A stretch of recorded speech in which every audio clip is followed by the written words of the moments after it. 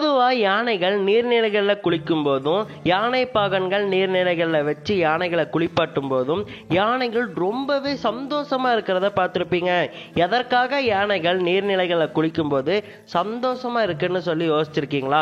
ஏன்னா நீர்நிலைகளில் யானைகள் இருக்கும்போது தான் ஒரு சேஃபான உணர்வு அந்த யானைகளை சுற்றி இருக்குமாமா. இந்த சேஃபான உணர்வால் தான் அடிக்கடி குளிக்கக்கூடிய பழக்கத்தை யானையானது வச்சிருக்காமா.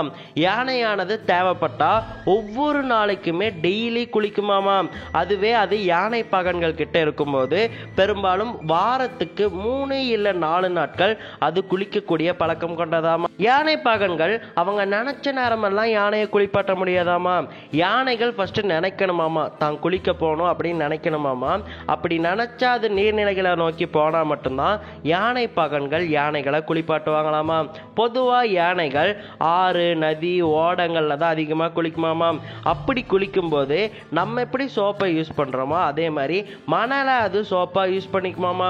முதல்ல மணல்ல தன்னுடைய உடலால புரண்டு அந்த மணலை உடல் ஃபுல்லா அப்பிக்குமாமா.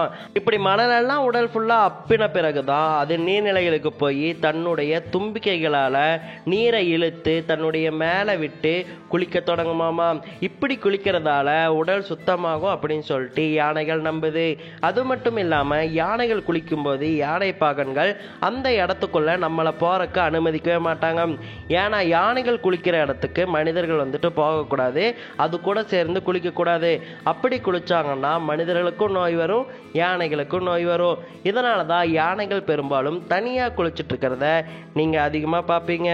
அதே சமயம் யானைகளுக்கு மனிதர்கள், விலங்குகள் மாதிரியான மற்ற விலங்குகள் கூட தான் குளிக்க பிடிக்காது.